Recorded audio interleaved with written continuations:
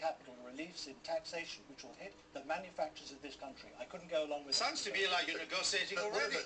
One of the key lessons... No simple rates of taxation. Gordon Brown allowances and rebates in which distort the system. You can tidy those up and get down to an international... One of the key lessons I take from the experience as running the government in Scotland that we have to come to accommodations with smaller parties, and that's exactly the position the SNP will be in a balanced parliament.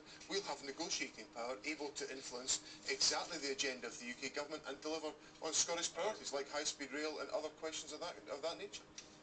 All right. Let's just look at some of the issues that a government may have to deal with. Should we be making it harder for foreign takeovers, such as Kraft's takeover of Cadbury? Ken Clarke.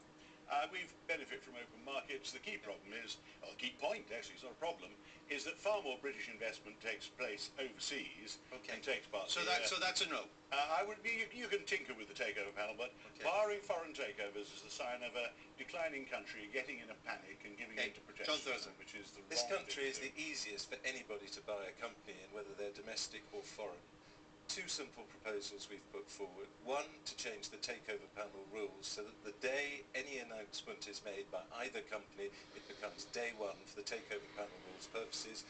You freeze the voter register for shareholders, so it's the stewardship owners of the company and not the speculators who make the long-term decisions. You just change some We'd return the public interest test. John Sweeney. I think we certainly wouldn't ban foreigners. We believe that it's... No, I've got it. John, so we haven't got much time. I think you've got to rebalance this debate, because members of the public can't understand why it is so easy for companies to be bought over when it appears that it's much more challenging and much more difficult for some companies in this country to penetrate other markets. So there is a need to rebalance the rules. That's why I agree with the two Johns. We need to raise the bar, and rather than having 50% only of shareholders giving their agreement to what is a really important event in the life of a company, it should be raised to 2/3.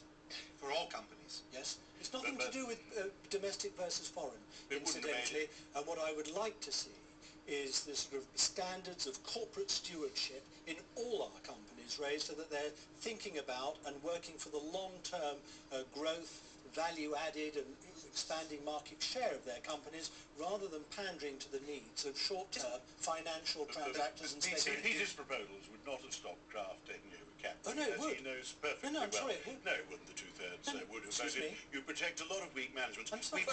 Cadbury had expanded by buying American companies. It has an American CEO. The Prudential have just made an enormous acquisition of an Asian insurance business. When we can get Britain open for business again, we're an international economy in a globalised economy. What would you say? Not only would the takeover of Cadbury by Kraft have had to have taken longer, and there would have been more grit in the machine and given people pause for thought, it would have raised the bar. It would have raised the bar from 50% to 2/3. Now that agreement came in just below that. Opposed to the takeover. No, I would say it's a matter for the shareholders. We've done Kraft but the bar has to be raised. We haven't got that much time left. Just two general questions I want to move on.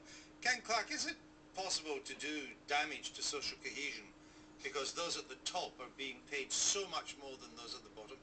Yeah, I'm just astonished that the British have been so quiet again about the massive gulf that's opened between the very rich and the ordinarily paid over the last 12 years. I may be a Tory, but it strikes me as quite astonishing. I think in the public service we can certainly start, and I think we're floating ideas about the extraordinary levels of top pay. So Peter Mandelson, I mean, you in the past have been said terribly relaxed about people becoming, I think your expression was filthy rich. Are you still as relaxed about that? As long as they pay their taxes. And what I would add now is showing proper responsibility, both to the companies that they manage, but also to the society and communities around them. That's what's shifted in the public's demand. If they do that, the gap doesn't matter?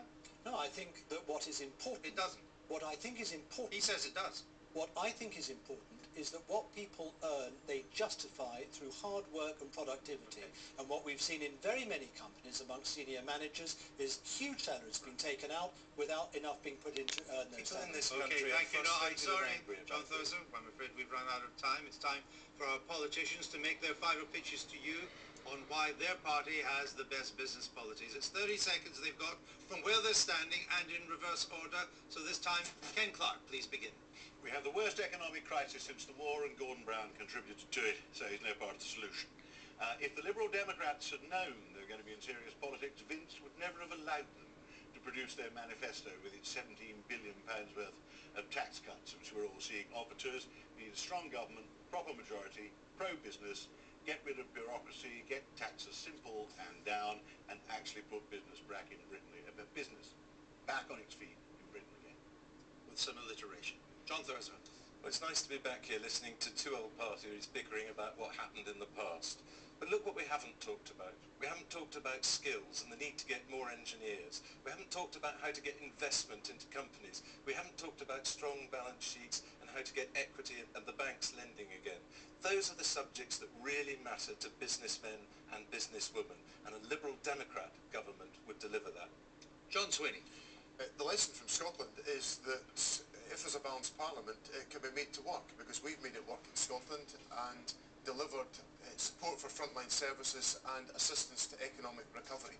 But what will help neither of those objectives is a set of swinging spending cuts, which all three of the UK parties are prepared to put forward, which the UK government is advancing, because that will damage recovery and undermine frontline services. And SNP MPs in Westminster will use their bargaining power to stop that happening. Peter Mandelson. I would make 3 points. First and foremost, we need to keep the economy from going back into recession. That means not taking any risks with the recovery, as we believe the Conservatives would do. Secondly, we need to maintain a pro-business taxation and regulatory environment in this country. I think we have a good record, and we would maintain it if re-elected. Thirdly, we need a growth plan that identifies where the future jobs are going to come from. What are the technologies, the sectors, the new markets like low carbon that business has got to grow in, and the government has got to get behind those businesses in creating their future success and jobs. And that's all for